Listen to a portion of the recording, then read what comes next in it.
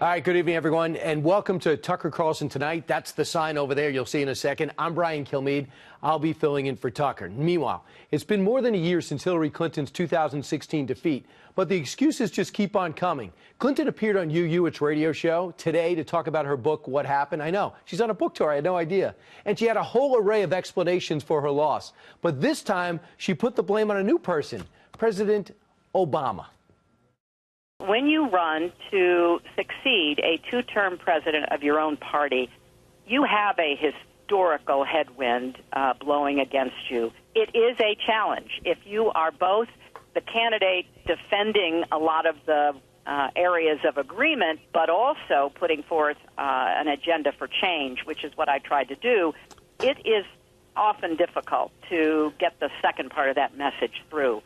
Right, because you didn't say anything different from President Obama, so how do you run on the word change? Now, today wasn't the first time Clinton pointed fingers. If you had an email for every excuse she had, you could fill an entire private server.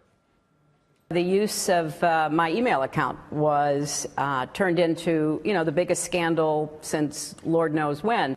They covered it like it was Pearl Harbor. If you look at Facebook, the vast majority of the news items posted were fake. There's all these stories about, guys over in Macedonia who are running these fake news sites. I inherit nothing from the Democratic Party. Comey was more than happy to talk about my emails, but he wouldn't talk about investigation of the Russians. I also think I was the victim of a very broad assumption I was going to win. I did not know she was a judge on The Voice. I don't know if that chair turns. Meanwhile, Clinton used today's appearance to discuss more than just her defeat. She also said America has a large number of white supremacists who have made common cause with the president. I think there has proven to be more white supremacists and white nationalists than I wish there were in our country, as we saw tragically in Charlottesville and other places.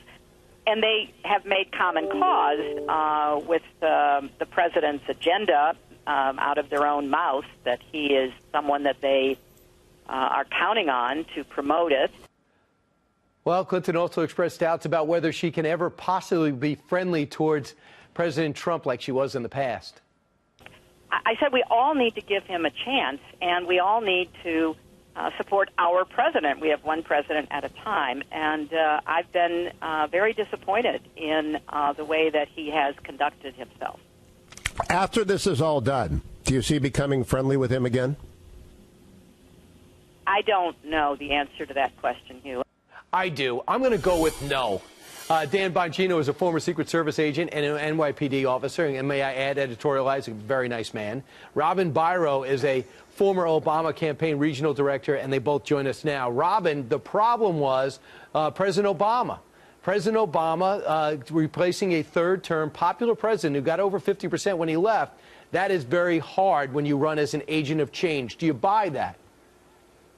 I can't ignore that these good things do go in waves. I mean, it happened with George W. Bush. After 8 years of George W. Bush, I thought we were destined for a change, and I thought that she had quite the road ahead of her with trying to paint herself differently than President Obama, and really she did not do a very good job of that. She did the best I think that she could, but her campaign still, I still insist to this day that it lacked soul. I had the privilege of meeting her several times face to face. She was always warm and ingratiating, but once you got her in front of her camera, it just fell flat, and she never seemed to really resonate with the people, and it just was lacking that soul. She failed to tap into that wave of populism and the anger, and Donald Trump did capture that, and so did Bernie Sanders. Right. Bernie was authentic. I would say George Bush was authentic, and I think President Obama was charismatic.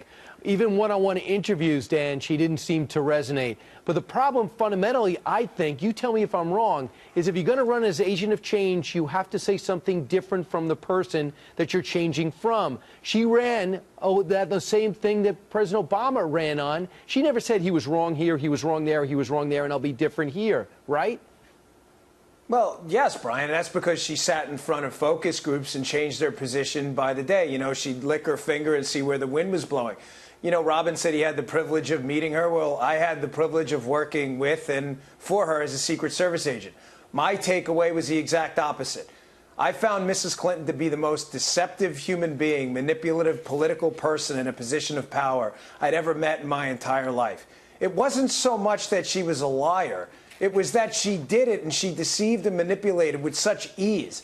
This, you know, I spoke out against her, and believe me, this was not something I took lightly. I never attacked President Obama personally, and never would. I disagreed with his politics, but he was very genuine and nice to me personally. Mrs. Clinton is a fraud. If the people out there knew the Mrs. Clinton I knew, they would have a far different take. And the fact that she's trying to upend an American election where President Trump was elected, you may not have liked it, but that she's trying to upend it with this nonsense on this What Happened tour is a disgrace. It's a disgrace to herself and the American people that picked someone other than her. Robin, I'll add to this. I read Donna Brazil's book. I found it fascinating, cover to cover. She says that, no doubt about it, they took the African-American vote for granted. There didn't seem to be any push for any local radio. There was no push to go with the yard signs and the person-to-person interaction. It was all about analytics, about a bunch of 30-something years old who thought they knew it all. You know, and I'm personal friends with Robbie Mook, and I worked with him in South Carolina on the primary on this campaign. And the entire first section of the book, What Happened, does dedicate to the mistakes of the campaign, her own personal mistakes that she does own up to. Where you're exactly right, they got too much into the weeds, into the analytics. They surpassed the flyover states, the Middle America votes. We took those for granted. There were a lot of mistakes. Granted, the book is a complete assessment of everything that factored into this, which there was a lot that factored into it. But, you know, I think that she does take credit for her mistakes. But in the end, the message was basically that she was embarrassed. She felt like she let her supporters down. That's why she stepped away from the public eye for quite a while and is just now making this foray to sell books. But I want to point something out, Brian. I just hope that the point of selling these books is not to try and push Chelsea Clinton to run. Please don't do it. I know.